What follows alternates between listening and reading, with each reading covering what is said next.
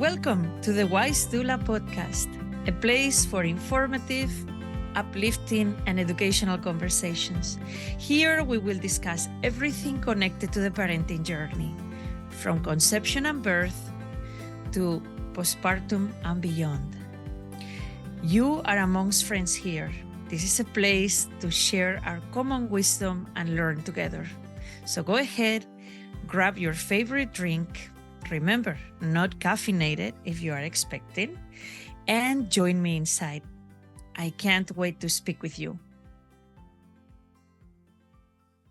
Welcome back, my listeners. Today we are speaking with Dr. Nathan Riley, the holistic OBGYN. So how are you doing today, Nathan?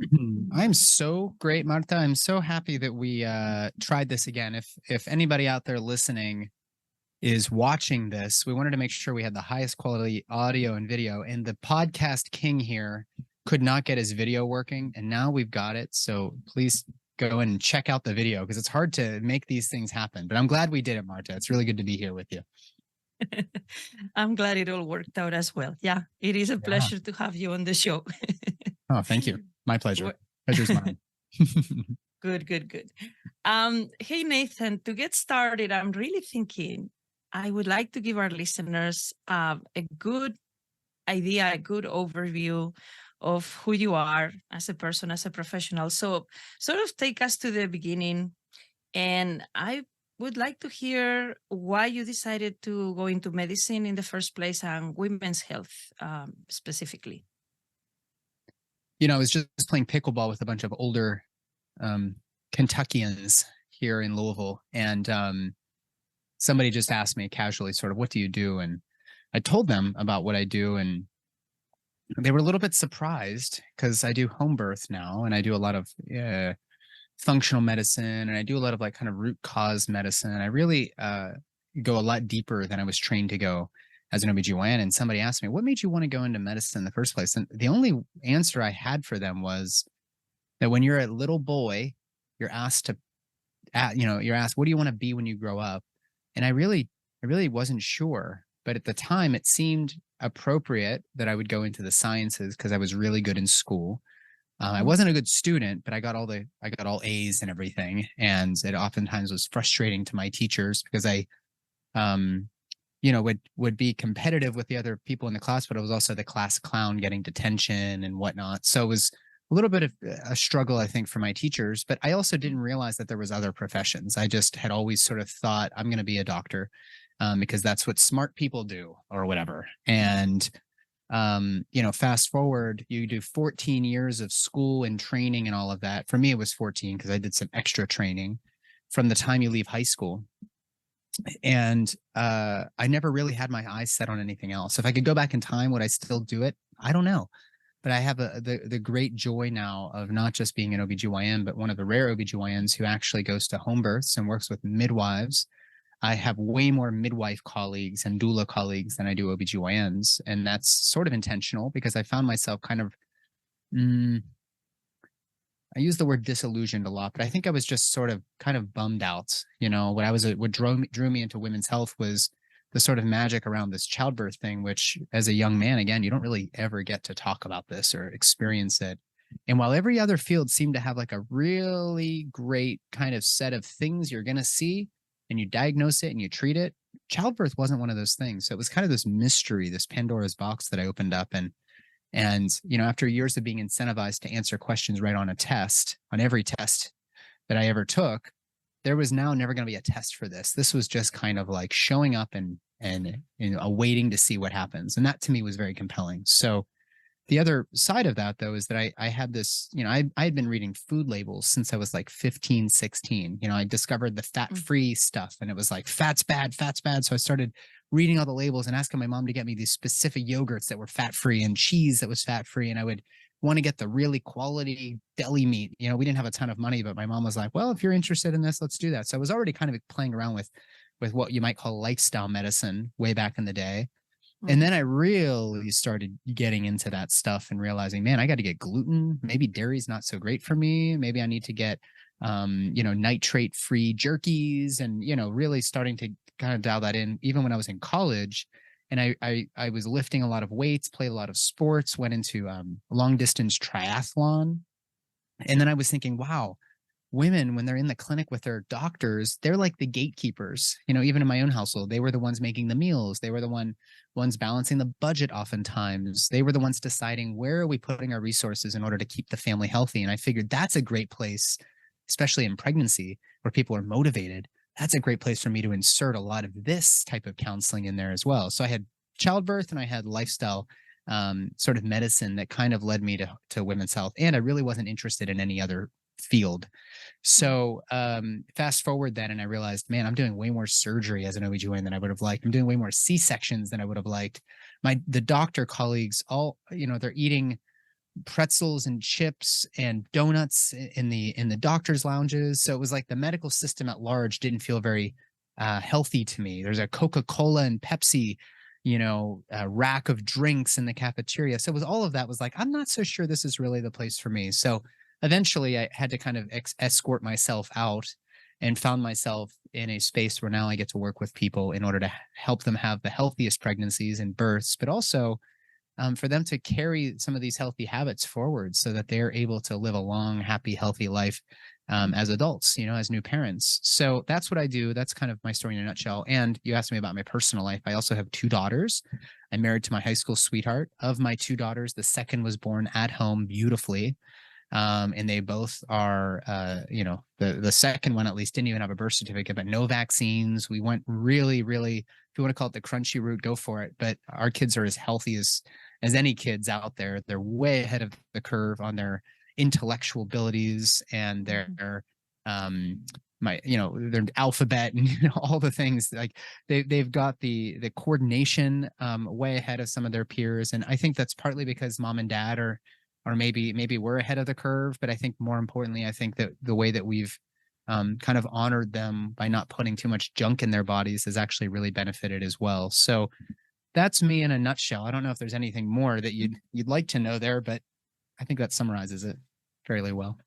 No, I think that's an excellent summary. I'm really interested in what it must have felt like to dedicate so many years of your life to the system and to think that that was a system that you were going to retire from.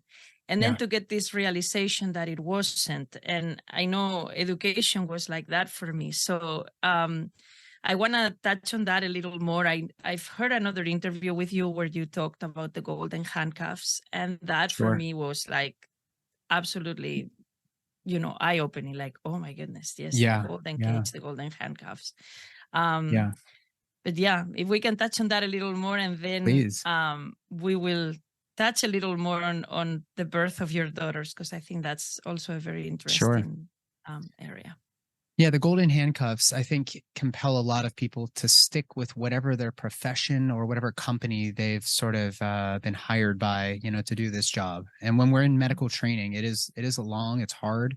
There are no dumb people that get through medical school. It is a challenging sort of space to be intellectually. Plus, you're with everybody who also scored the highest on their exams. Like, these are the cream of the crop academically. Not all of the cream ends up in medicine, but if you're in medicine, you definitely were scoring higher than most people on tests. It's just the reality of how standardized testing works. So when you get through all of that, then you get hired out of your training, which is called residency. That's where you specialize. I did subspecialty training, which is called fellowship in hospice and palliative care. But as you rise through these levels, you're just getting, the cream just gets thicker, like you're now in a room of people who have all been the best of the best for their entire life and whatever they've done. And so I have a deep compassion for people who are in the system, because you work so hard in order to end up maybe in a space that you don't even feel like it's really in alignment with you. But man, you've got $500,000 in medical school debt. At least that's what I have. It's like just shy of 500K. Not too many people can boast $500,000 in debt from their education alone. I mean, that is impressively that is a monumental bill to pay off, over maybe 25, 30 years.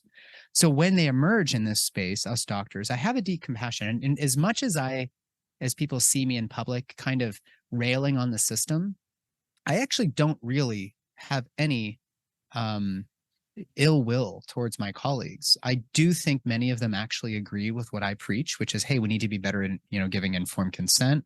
I don't think many people think that midwives are actually dumb, lazy, or stupid, which is what we've been kind of taught. Doulas also, you guys are lumped in there, dumb, lazy, stupid people. How could you possibly entrust this person with your health? Like, I don't think many doctors, despite the way that the narrative, sort of our cultural narrative goes, really believe that. But they're almost compelled to believe it. They're almost compelled through cognitive dissonance to believe that what they were trained to do is the right way forward. Because it's way more scary to say, I'm done with this. I'm going to go find a different path and I'll find some other way to pay that off. For me, I'm 38 years old. And I think back to my mother being at UPMC. She was a nurse. Then she went to get her master's at Carnegie Mellon. And then she became an administrator. And then she worked at UPMC in like a very high level position in administration for 25, 30 years. And I remember her getting like little rewards the whole time. Like every maybe at the 10-year mark, you got like a watch. And then at the 15-year mark, you got whatever, like these little prizes. And then you get the 25-year thing and they give you like some sort of trophy, right? And they're presenting these as like a lifetime achievement award. Thank you for your service. Mm-hmm. I will never, ever get that because I'm probably the least employable physician in our country. And it's not just because of my neck tattoos. It's because I found that I was completely unhappy in the system. And I was willing to say, I don't know what the future holds, but it can't be this. It can't be this. And if you guys want to keep doing this, right on. We will transfer people from the home to you if needed. But it was not for me. So that is simultaneously one of the saddest things about my story and one of the most empowering, because nobody wants to get through all of that school and realize I think I made the wrong choice. And I don't even know if I made the wrong choice, but I certainly wasn't going to keep doing that thing where I was being woken up at 3 a.m. doing vaginal exams on laboring women who aren't happy with some strange guy's hand inside of them because they want to sleep. Nor is it leading to better outcomes, nor is the nursing staff happy. Nobody's happy with a 3 a.m. vaginal exam. And we're all so tired that it's almost like you have to drag me out of the call room to go and do this exam that doesn't change our management anyways, So the alternative, I guess, to being in the system is to find some sort of entrepreneurial path, which every doula and midwife has to do at some point to get clients and whatnot. But there aren't many doctors that are doing that. There wasn't a lot of modeling. So it was really, really scary. But I got to tell you, in my 38 years, I have had the most interesting life of any other OBGYN that I can possibly think of. I've done it all. I've seen it all. Like really seen it all. I've done vaginal breech births. I've hosted conferences where I bring some of the foremost experts in the OBGYN community in to speak about this. And I've made more friends within the midwifery community that has not just helped me develop a different idea of midwifery. It has also helped me sort of give me a little bit of encouragement or make me a little bit more optimistic around where maternity care can go. And had I not done that, I wouldn't have had this horizons opened up where I'm like, oh my God, we can do this. But it's not going to be through the way that the channels that I came from. It's going to be through supporting midwifery and doulas and the out of hospital community birth workers. And so it's a tremendously sort of convoluted story, but I'm very, very happy right now. This may not last forever. I may even end up in jail someday because somebody doesn't like me that much, but that's okay. This is a hill that I'm willing to die on, and that has made for a very interesting life and a lot of room for me to be me. And I think that's what was lacking in my medical training, is they wanted me to be something I wasn't, and now I can be me, and that feels really, really good. So I love that explanation that you gave, and I heard you say, me walking away from the medical complex was the saddest moment in my career, but at the same time, the happiest. And I know exactly what that feels like. There is a moment that you reach in your career where I call it every cell in your body is telling you to walk away. And you feel, at the same time, you feel a lot of guilt about walking away, but you're like, the system is not fulfilling what I need to do, my mission, etc. right now. So let's part ways and let's do better. And I think from the time that I've been following you and, you know, listening to your podcast, your content, etc., it seems that you're in a really good place right now, and you're getting to serve, I don't know if you call them patients or clients, but whether they're patients or clients, you're clients now. Okay. So you're getting to serve clients in a bigger capacity than you ever were in the hospital, But yeah, I think I wanted to touch also on that experience of parenting for you, because you did mention that your two daughters, the first one was born in the hospital, the second at home. So how did that play out for you and your wife? I mean, by the time your first daughter was born, were you still in the hospital, or were you already doing your own practice? My last shift in the hospital was in early February of 2020, right before the pandemic.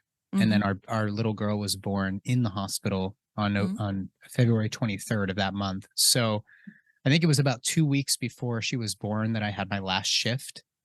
And we were at the hospital where I was actually an OBGYN where I had just resigned. So the staff knew me, the nurses knew me. We probably got special treatment, but it was a beautiful birth there. I have no complaints. It was at Norton Women's and Children's, which is a fantastic hospital with a great OB that I knew, and we had chatted while I was on call and this and that. And yeah, so then the second one, we probably would have had it in the hospital again, another birth in the hospital, but COVID was like it was like about halfway through, the 2.5 years. And my wife, I think at the last maybe 34, 35 weeks, started questioning whether or not she wanted to do it in the hospital because of all the, swabbing of mom and dad when they enter the hospital and the masks while pushing. And like, I just think she was thinking, this is not the experience that I want. So she said, let's look for a midwife and have a home birth. And we did. And it was even more beautiful. And how did those two compare? I know you said that the first one was an incredible experience. It was in the hospital where you had worked and everybody knew you. But how did those two compare? I mean, what was it about the home birth that you were like, wow, the first experience was amazing, but this is blowing my mind? It's possible to advocate for yourself to have your dream birth in a hospital or at home. And advocacy is required for both of those things. The difference is that in a home birth, you have a group of people who are caring for you, a midwife, a doula, maybe an assistant midwife or a student midwife. You've got this group of people that has gotten to know you over so many visits, maybe every week in the third trimester, every 2 weeks. And that relationship building is critical versus being in the hospital where people are meeting you maybe for the very first time, maybe the second time, because maybe they recognize you from a previous visit to the clinic or whatever. But for the most part, you've got a bunch of people that to whom you're kind of a stranger. And so they have a list of protocols, and you can advocate to break, out of the mold of whatever they're used to doing in the childbirth process. But when you go into your birth, like, you don't want to be spending your time advocating. Like, it would be helpful if they kind of just knew that, your medical history. So they're not asking you, have you ever had a small bowel obstruction? Have you ever had a pneumothorax? Have you ever had a stroke? It's like, no, I'm having a baby. Like, can we just talk about that right now? But that's the way it goes in a hospital. So while you can have a dreamy birth, it's very, very hard to, and it actually distracts you from the work at hand. And most women, if you leave them alone in childbirth in their home environment where you're on their turf, they're going to say, I don't want that. I don't want that. I don't want that. And you get out of the way. And when something is needed, then you insert yourself, versus a woman having to ask to not be touched or not be spoken to or not have sharp things in their hands or whatever else. So, we did our very, very best. I think people kind of knew my practice going into the hospital, but even so, the number of questions and the number of like protocolized routine exams and the number of distractions with the beeping lights and the fetal heart rate monitor that's stuck to your belly, and many people coming in and out of the room that you don't even know who they are. Like, all of that is actually counterproductive to, if you want to call it physiologic childbirth, or what I call a sacred transformation. Like, you don't go into church and start fixing the overhead lights during church because it's a sacred experience. But that's, for whatever reason, seems to be like a really appropriate thing, that random ass people are walking in and doing things in the room while you're like on all fours, like moaning and going inward and really going deep into this experience. So we treat it like any sort of mechanical procedure, and that does not serve us. But hospitals also do a lot of good. There are good reasons to be in the hospital for some people. For us, it was night and day. You know, at home, we had such a different experience. In fact, it was like an hour and a half from the time her waters opened to the time Everly was on my wife's chest. And that is a pretty special memory. It's probably one of the more important memories for me as an OBGYN, getting to see this. Like, a lot of people were like, you know, like, what do you know about home birth? And I'm like, I'm not a midwife. I haven't been to a lot of home births, but we had one at home. And at that time, I hadn't been to many at all. But at that time, it was almost like a process whereby I had to like really, really lean into how much do I really believe what I'm talking about? And of course, we had this incredible birth. My wife also took very, very good care of herself, which does have a tremendous impact, whether people like to believe it or not, on what your risk factors are going into that birth process. Doesn't mean we can eliminate them to zero. It doesn't mean it's your fault. It doesn't mean, you know, you should feel ashamed if you develop certain things. But if we can, as a society, start to prioritize resources for pregnant women so that we can actually have more natural births, we're going to have a better society anyways, because we can eliminate a lot of the birth trauma that happens through either iatrogenic, meaning doctor and hospital caused problems, or through chronic diseases developing, you know, de novo in pregnancy or being unveiled in pregnancy, like gestational diabetes. That's going to impact the health of this woman forever and ever and ever. So, you know, she had this really, really natural birth. I felt very like, whoa, like the power of home birth is more real than ever, because we just did it in our bedroom. And I'd been to births. Believe me, I've been to births, but there is so much that's different about your own birth. I mean, it is really, really an impactful thing, and it can either make or break, I think, your heart around what this process, the power of this process. And since then, of course, I've been to many more births, but I think it was kind of like the universe testing me. Like, do you really believe in this stuff? And I was a 100% hell yes, I'm in. And I can't say it wasn't scary, but I can say, looking back, I'm like, wow, I'm really proud of us for doing that, because it really made it was a demonstrable difference in our experience between the home and the hospital. Absolutely. And you still attend home births, right? Yeah, it was just at one 2 nights ago, actually. Yeah. Oh, yes. I would love to hear about that, whatever you want to share about that experience 2 nights ago. Because home birth is one of those things that I've been to one home birth that I was invited by a midwife, and it changed me. It transformed me. But when I came out of it and I told everybody about it, I got a lot of weird looks. I got a lot of weird comments. I got a lot of, oh, why would people do that in this day and age? Why wouldn't they go to the hospital? And somebody at work actually asked me, don't tell me about it. It's going to scare me. And then she goes, was there a lot of fluid? And I'm like, yeah, lots of amniotic fluid. And she was like, ugh. Yeah. And it's a really interesting thing how people are so equally mesmerized and a little bit scared about home birth. So I would love to hear the story of this client, and if we can talk about why home birth is such a foreign concept in society. Well, let's start with that second part, because that actually, the second question, which actually relates to what I talk to my clients about beforehand. So I don't take many clients. I'm averaging about one per month at this point, which, you know, for most birth workers, they've got 2 or 3 per month, and that's like a pretty healthy docket. I'm in many cases, 90% of the time, telling people I think that you should have a midwife. And that's because midwives do low risk birth better than we do as OBGYNs, based on where they got their training. Now, I am a bit of a unicorn. I realize that. I sort of practice the way that I was taught and modeled by midwives versus OBGYNs, but I'm still an OBGYN.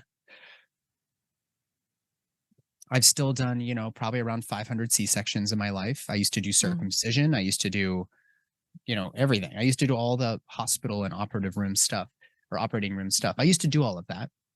But I like to give people a fair shake at having a home birth, and that starts with how we counsel. I didn't really learn how to counsel my clients, as an OBGYN, because frankly, if you walk into a hospital in labor, you're not going to be provided informed consent for everything. You're going to be provided um, counseling through the lens of sort of coercive language. And I don't mean to say that people are bad. These are bad guys. But when we start saying things like, hey, if you don't do this, your baby could die, that makes a pretty compelling argument for you to do whatever it is that the doctor or the nurse practitioner or the nurse midwife or the labor delivery nurse, whatever they're recommending. If you hear, if I don't do this thing, my baby could die, who wants to have their baby die? But on the other hand, if you do this thing, we might save you a C-section. That's a pretty important thing for a couple to be able to weigh. And because I don't know necessarily what a person's story is, what their history is, I have to provide a little bit of provide them the opportunity to elaborate. So this client, when they came over with their partner, they came over and we spent about 3 hours on our first visit because they brought me on at 38 weeks, very, very late in the care, because this particular client has a history of 2 C-sections. The first was at 35 weeks for HELP syndrome, which is one of the scariest things that can happen in pregnancy, multi-organ failure. The second pregnancy, severe preeclampsia, also a C-section, also preterm. And now she's pregnant again and she doesn't want to have another C-section. So for those listening, if you're like, why wouldn't you want a C-section? It's because the more times we do surgery inside your belly, the greater the risk to you and your baby in future pregnancies, and the greater the risk of that surgery itself. There is no denying that. This is not an opinion.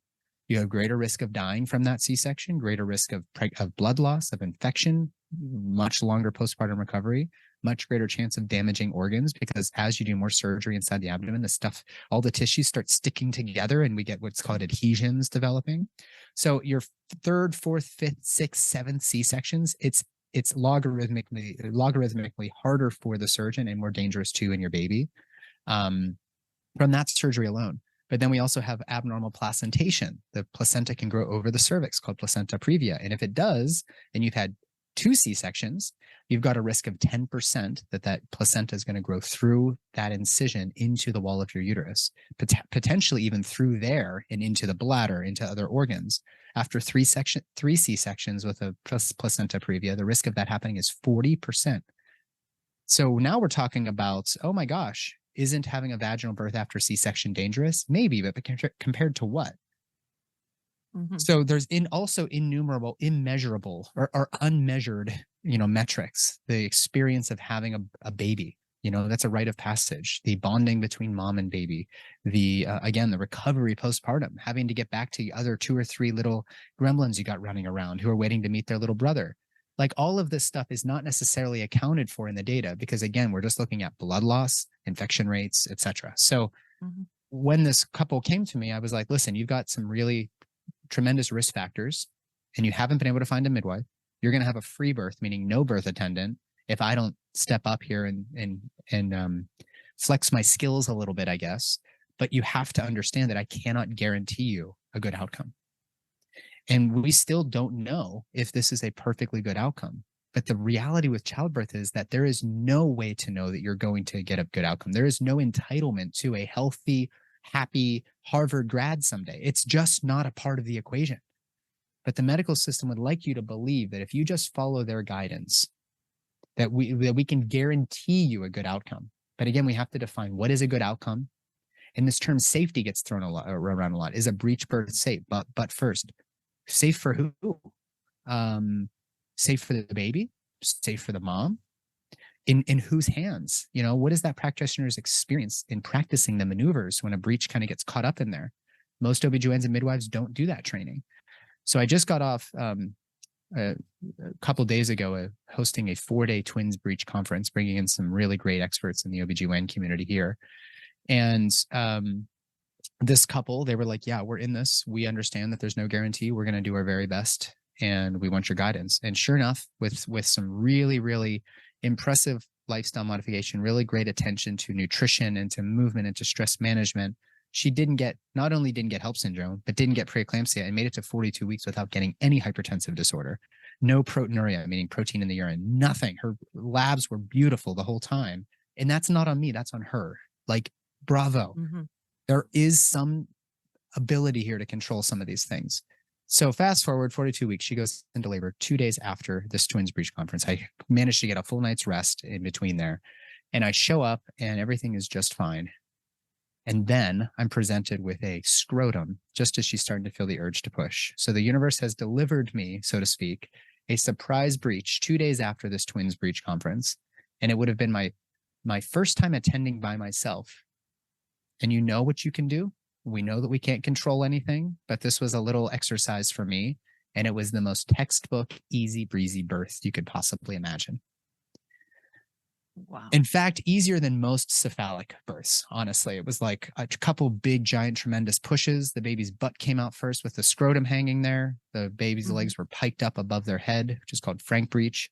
And just as you see in all the breech training videos that I've seen in my life, probably hundreds, because it's hard to get the experience doing this, especially in your training. But if you're out in the community, most people aren't just offering vaginal breech birth, because most people who are doing home birth are also not getting multiple ultrasounds. And I used my hands to determine, man, this baby's head down when I first saw her, but that baby turned after 38 weeks, and that still happens. Had she been in the hospital, somebody would have used an ultrasound when she came in for labor. They would have seen baby's butt down, and they would have taken her right back for a C-section. And she would have been compelled to sign the consent, because they would have said, we will not let you do this.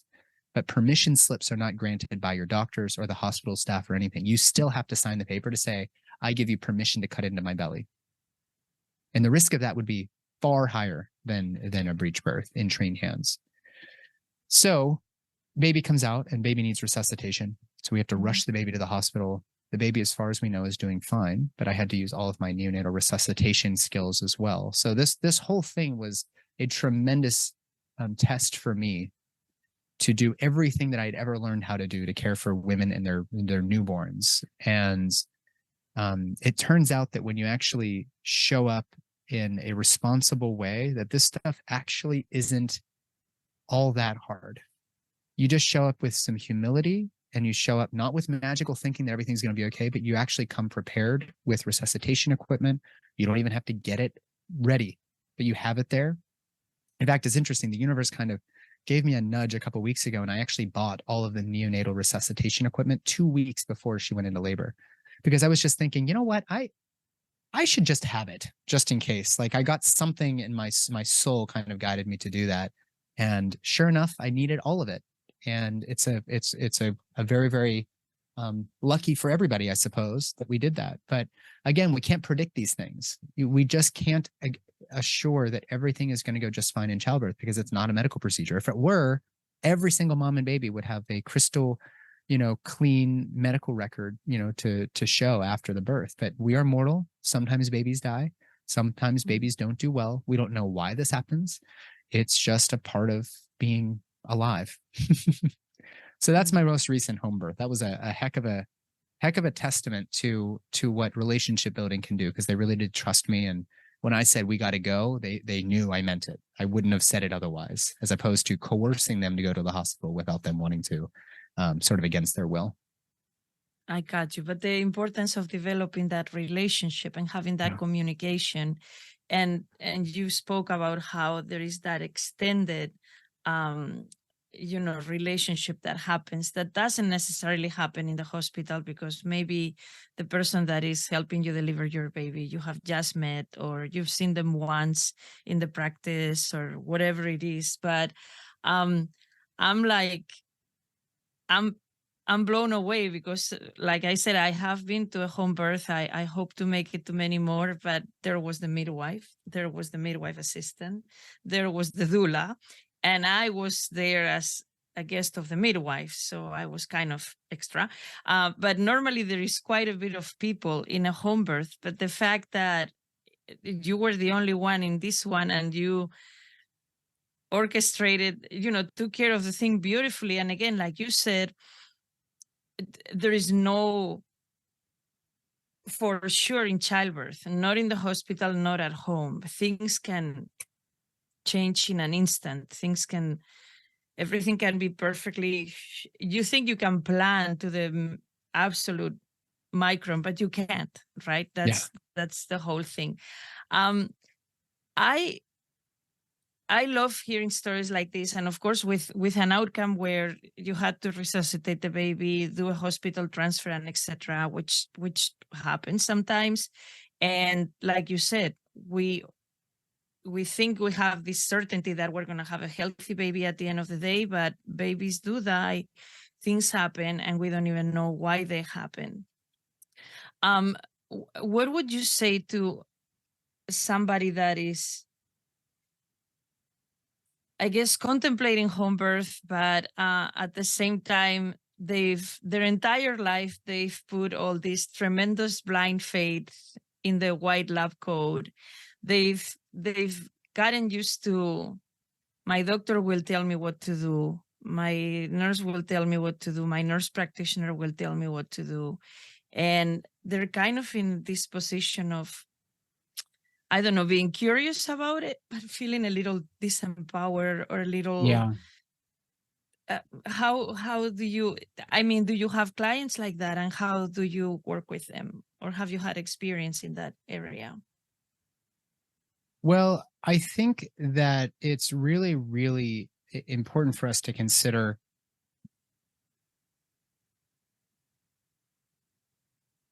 why are we so invested in the medical system?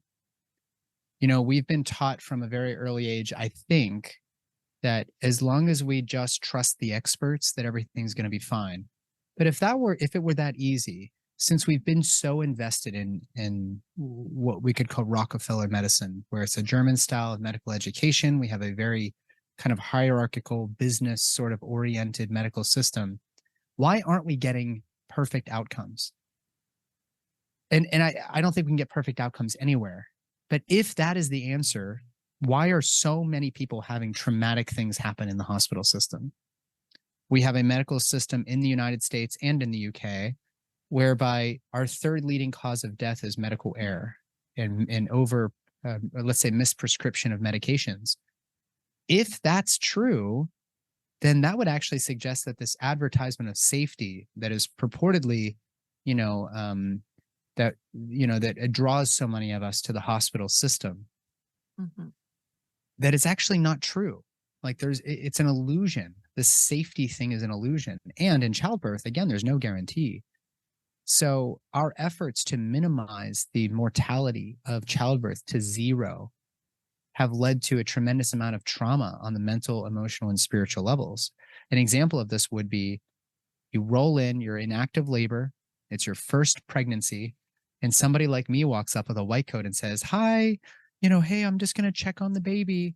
And I pull your legs open and you say, "No, no, no." And I say, it'll just be just a minute. I got to check on the baby. And then the nurse is holding you down. Your partner's holding you down. And now you have been, somebody has forced their hand inside of you. And of course, that doesn't tell us anything. Oh, it's just early. Why don't you go home and have some lemonade and come back later? And meanwhile, you're reeling because somebody held you down against your will while you were saying no and forced their hand inside of you without consent. What I think the medical system does really well is helps us avoid death for the most part. If people are even at the end of their life and their lungs start failing, run to the hospital. We can keep you alive. We can put a tube in your throat and a machine will breathe for you. Is that life though? Nobody really seems to be able to answer this question. Like, what is life? And again, I always have to give this disclaimer. If you're a progressive liberal thinking I'm saying I don't believe in freedom of choice around abortion rights and all that, you're mistaken. I'm actually a big advocate for women's choice, even if I myself would have a really hard time deciding to abort our own baby. But this has nothing to do with that question. This says, what is life? Is a heartbeat and lungs that are being inflated, even if it's artificially, a machine cleaning your blood because your kidneys stopped working, perhaps artificial medications to boost your blood pressure. Is that life? If so, then we're doing the right thing. But most people would say that doesn't sound like life to me.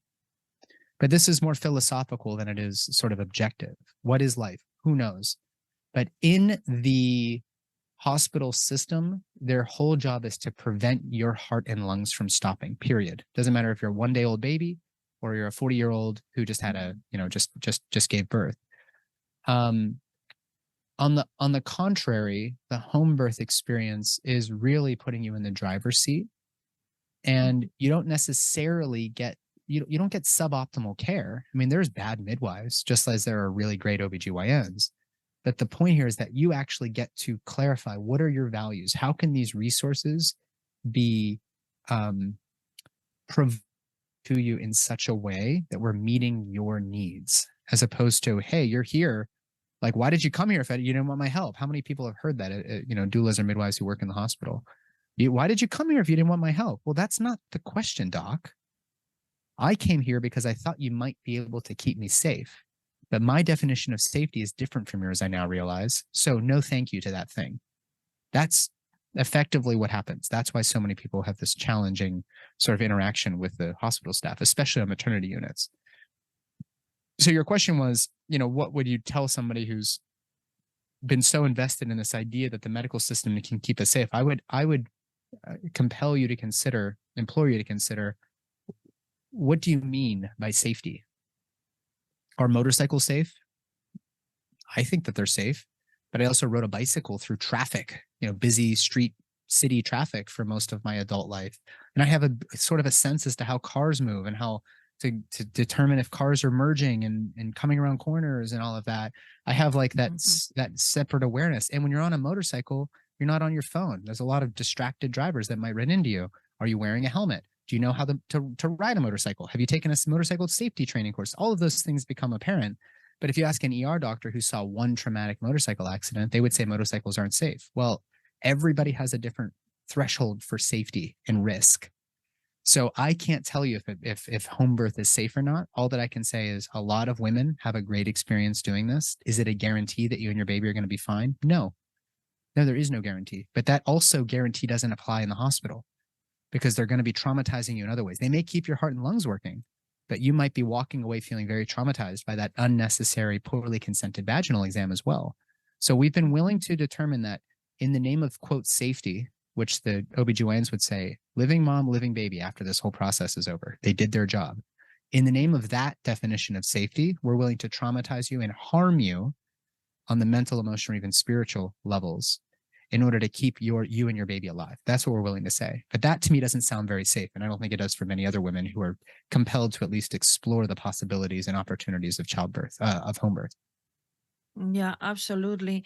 I agree 100%. There is also a lot of denying in society of birth trauma, right? When you have moms that are talking about, well, this happened, that happened, I had a really traumatic birth. Everybody's going, oh, it's okay because you're fine, the baby's fine, everything is fine. How is that fine if that's almost creating PTSD for this, in many cases, actual PTSD for this mother? Now, the subject of informed consent and obstetric violence is something that I think about a lot. And it's something that before I became a doula, I had no idea about informed consent, unfortunately. But as a doula is something that I'm, of course, absolutely passionate about. And I'm really, obstetric violence is really puzzling to me. Like what you said, like people pinning down a mother to do a cervical check, a vaginal exam, even though she's saying no. Or like I read recently, somebody going for an ultrasound, not knowing it's a transvaginal ultrasound, freaking out, and medical professionals pinning this person. Many people, by the way, I read so many comments about it, pinning people down to have this transvaginal ultrasound. Why is obstetric violence happening? I don't think there is any doctor that wakes up in the morning or nurse and goes, I'm going to traumatize patients today. But it's still happening, and it's happening more than we think. And there's a lot of this missing. So why is that happening? What can we do to change it? Or can we change it?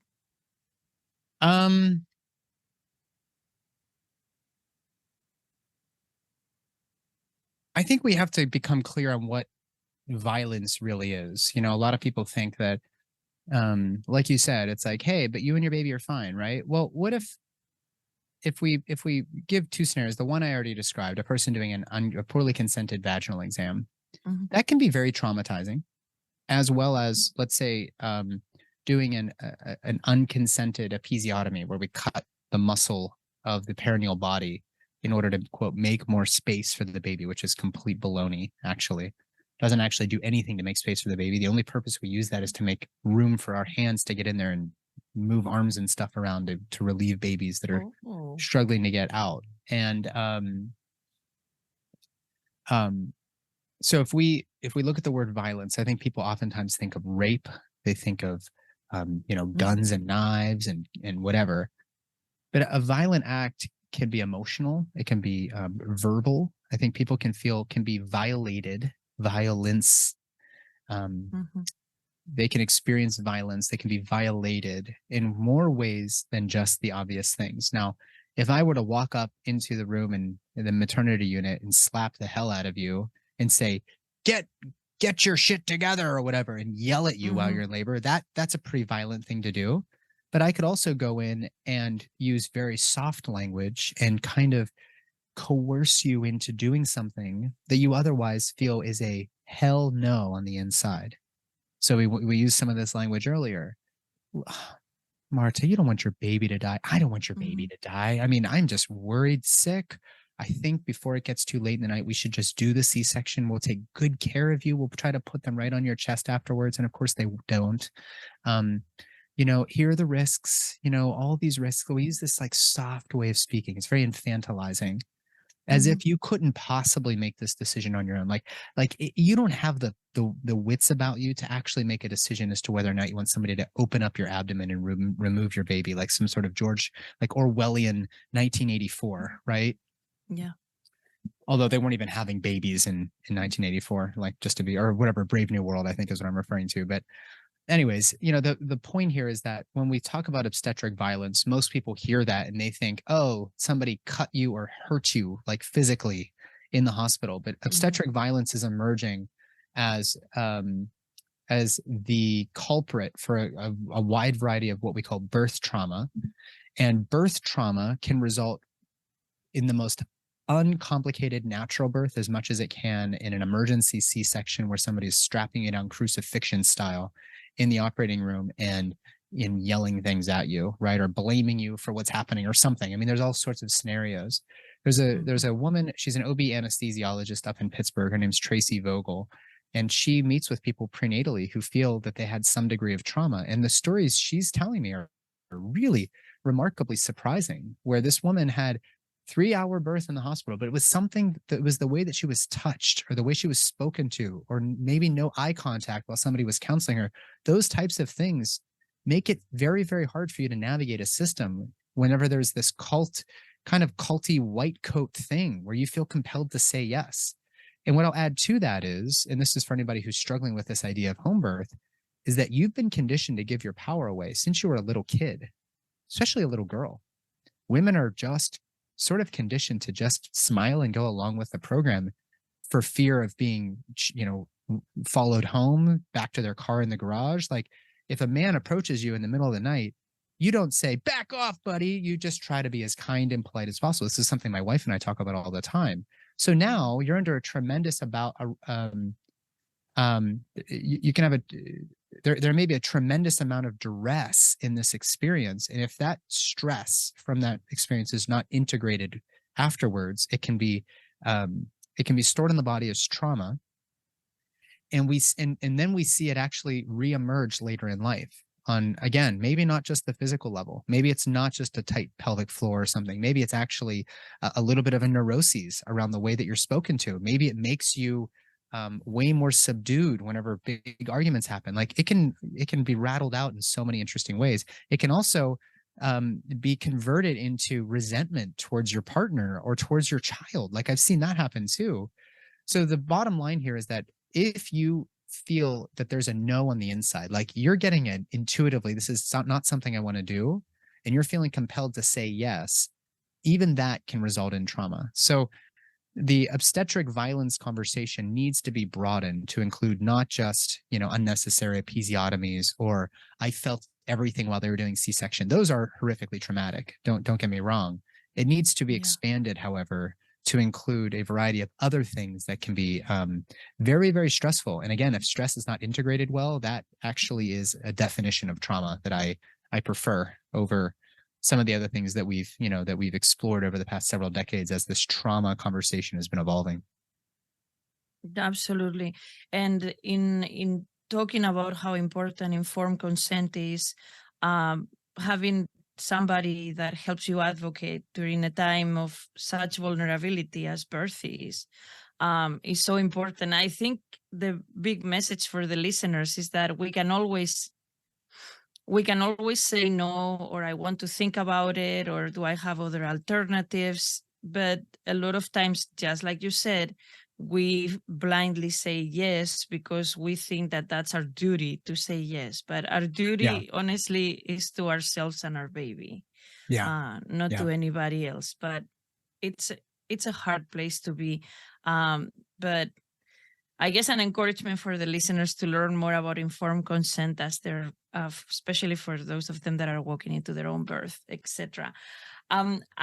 Since we talked about trauma, and we're gonna go back to the Twin Breech conference because I'm very interested in sharing that with the listeners. But as we talk about trauma, I am curious if that whole component of trauma could be emotional, could appear in other areas.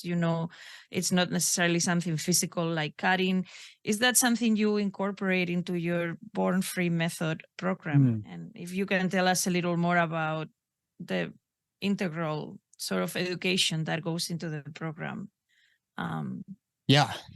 So Born Free University is going to be the umbrella that everybody's hopefully talking about within the next 5 to 10 years. Our first program, our flagship course, just did launch, and this conference that you're referring to, the Twins Breach Conference, was under Born Free's umbrella.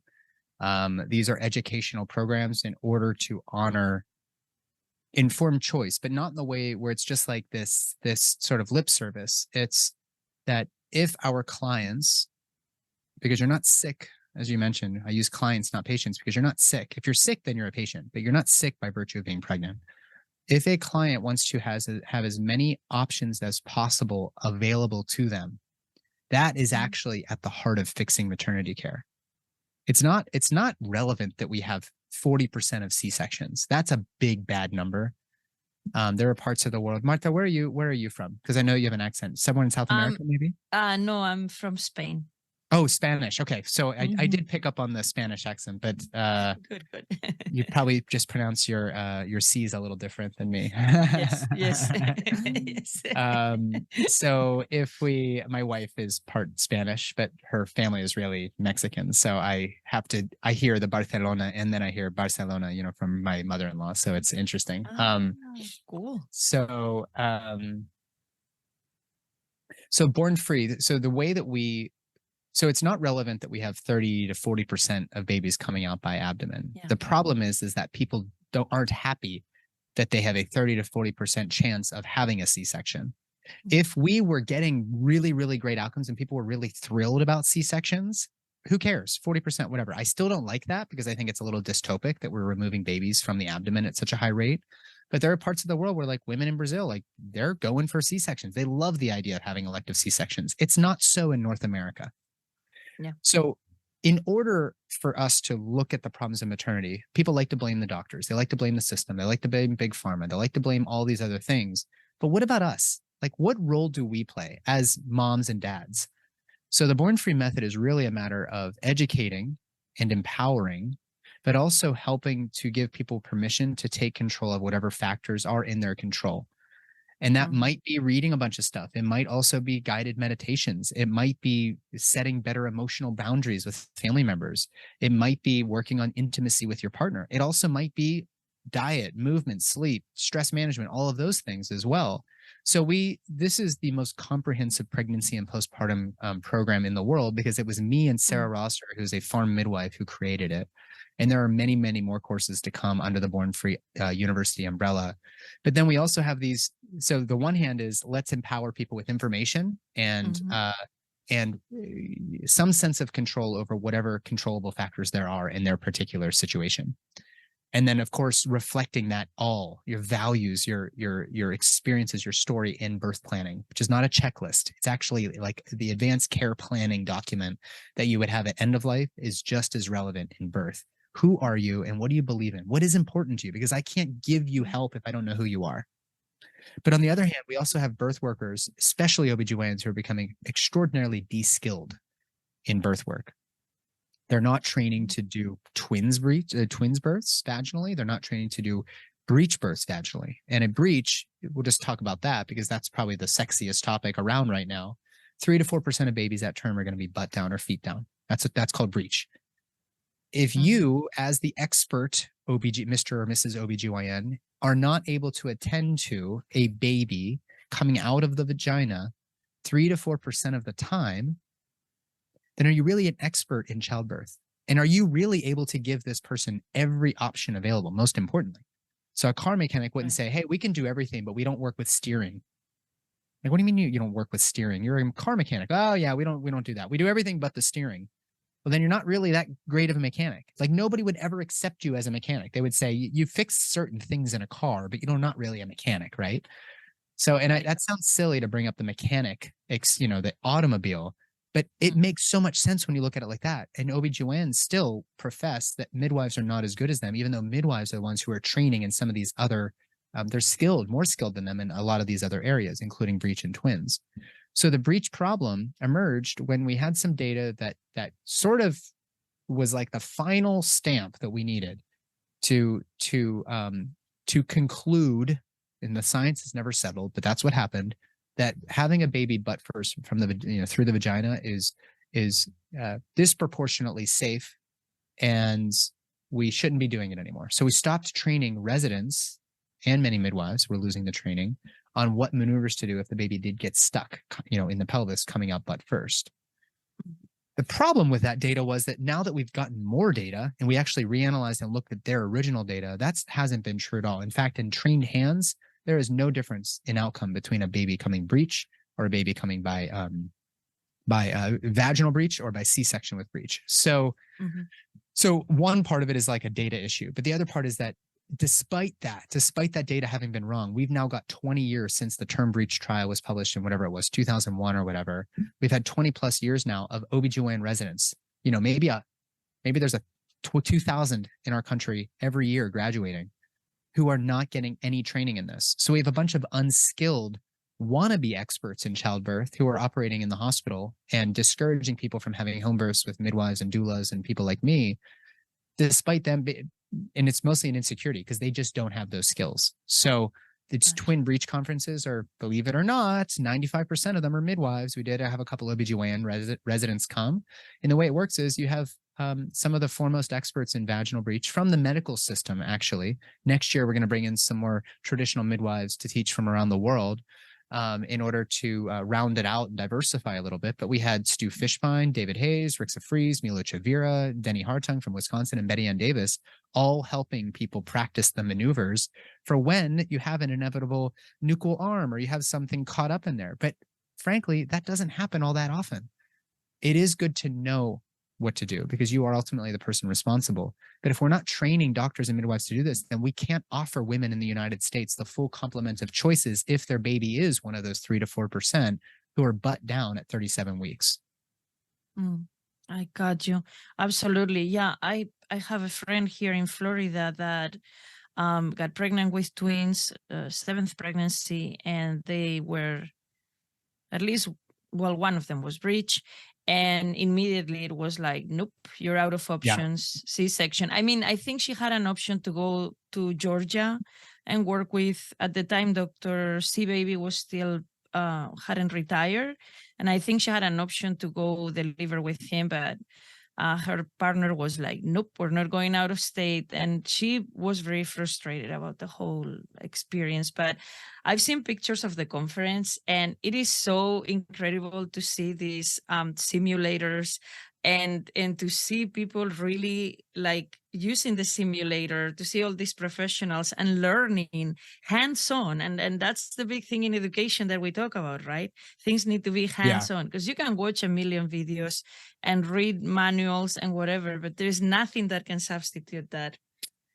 Being right there and using the simulator. So I'm very excited. I hope even though I'm not a midwife, I hope I can attend next year because I'm very excited. And it was incredible to see some of the videos some of the panels you posted on Instagram, or part of a panel you posted, and I was watching. So yeah, that was amazing.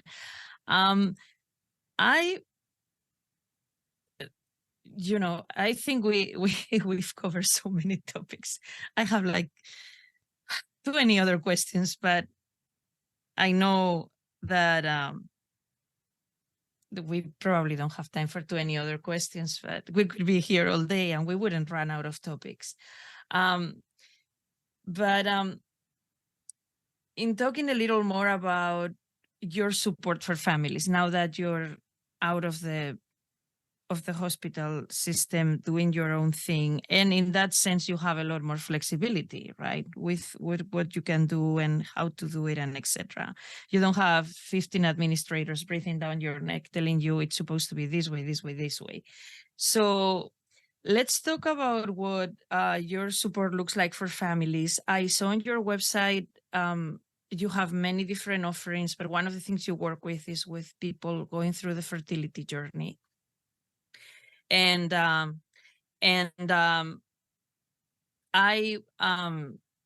really love that the website said you're not broken. I think there is a sense of brokenness, a huge sense of brokenness that comes with infertility and with perinatal loss. So if we can talk a little bit about like your services, the fertility journey, and then we'll do a wrap-up question, which that will be a surprise, the wrap-up question. Okay. Go. Well, the fertility program, I actually am no longer offering the full fertility program because it was taking up way more time than I could afford to provide people. Administratively, it was just a lot to balance, a lot of plates in the air. And it was very effective, but it was also like, I need a full team of people, in addition to all the practitioners people are working with. So now if people want to work with me on fertility, you just go to my website, belovedholistics.com. We do a consultation. We get started there. We can run functional labs. We can do ultrasounds. We can do whatever. I do a lot of Dutch tests, GI analyses. When we get the body working on all cylinders, which is what your REI, your fertility docs are not going to do, they're just going to pump you full of synthetic hormones and force your body to get pregnant. You're going to end up having a better pregnancy and childbirth experience because we've looked at the root cause of your fertility issues. So that's my approach in general, is to really just like, let's try to figure out how to give the body whatever it needs to harmonize with your surroundings in order to live optimally. And fertility is if you're not able to get pregnant naturally, so to speak, there is something going on there. Like, it's not, again, that we're not saying it's your fault or whatever. It's saying, of all the times you've gone to the doctor, who has ever looked upstream to figure out what is it that's holding this up? And if we don't rectify that, we end up in a world in which we've got a multiple billion-dollar assisted reproductive technology industry, and we're getting people pregnant through IUI and IVF, and great, they're going to have their dream baby. The problem is that those technologies become independent risk factors for a variety of pregnancy complications because, again, nobody looked upstream to figure out what was wrong. So you can not only conceive naturally, and I don't have it's not like 10 steps to getting pregnant, guys. Like, this is a really deep investment of my sort of entire life experience as to how to help people get pregnant. And so if people want to work with me, we can do this. We can still do it. It's just we do it more piecemeal instead of me, charging the whole package all at once. I also do a lot of just holistic pregnancy and postpartum care. And when I say holistic, I mean physical, mental, emotional, and spiritual. And if people want to find the Born Free Method, bornfreemethod.com. We're doing our last enrollment for the year because I've got another course coming out, which I'll tell you about in a second. The last enrollment for the Born Free Method, which is really a 12 months of weekly coaching calls with me and Sarah Rosser. And there's 100+ video modules for you to take a self-guided tour through virtually everything I can teach anybody about pregnancy and postpartum. So, and there's guided meditations, there's checklists, there's worksheets. I mean, there's 250+ references. Like, this is my magnum opus. So bornfreemethod.com, schedule one of the enrollment calls, and then we'll get you enrolled that day on the call. And then the other course that I'm working on, again, under Born Free University, is Clear and Free, which is all about HPV vaccines. We're focusing on the Gardasil 9 vaccine, which has not been as fruitful as we thought it would be in preventing cervical cancer, kind of false advertisement. But we get into like, pap smears, HPV screening, the immune system, viruses. We go deep into all of that, and also supporting the immune system so that you don't have to be worried about what that repeat screen in 6 months is going to look like. Again, a self-guided course, but also monthly calls with me and my friend and co-creator, Mimi Lindquist. So you guys can find that as well at the Born Free Method website. And then, of course, find me on Instagram. Find my podcast. It's called the Holistic OBGYN Podcast. I feel very fortunate to be able to do what I do. And if you want to work with me, I'm here, not going anywhere.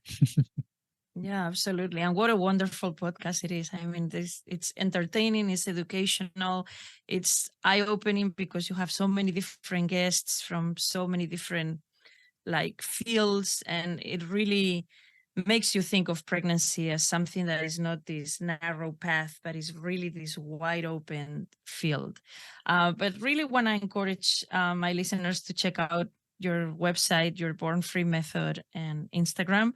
And the Born Free Method is amazing. It's something I'm hoping to take as well, because, when we get pregnant, we feel completely left to our own devices, kind of like, there you go.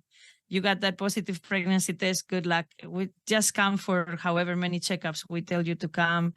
We'll make sure it's okay. But there is a lot that goes into pregnancy that is not just controlled by those checkups. So I love that you and Sarah created this method. It's amazing. Now, in closing, I want to talk about something that maybe is a little bit, I don't know if it's a little bit intense. It's a topic that I talk about quite a bit because one of the areas I work is bereavement. So I know you have experience with palliative care. And do you have experience with perinatal loss? Can you maybe talk a little bit about how life and death go hand in hand, or lessons that have showed up for you because of working those two fields? That is way too deep of a topic, Marta. Okay. We're at I unfortunately have to run. That is an entire hour of conversation. But what I will say is that it's two sides to the same coin. And I had the privilege of being with birth and death in the same hour. And I think as birth workers, we really are holding space for a rite of passage. And the only other rite of passage I can think about in modern life is the death process. And so we've over medicalized and over pathologized both of these processes, childbirth and death, as if, death is the failure, when we die, that it's a failure of the medical sciences, and that's garbage. So we have to completely change our paradigm.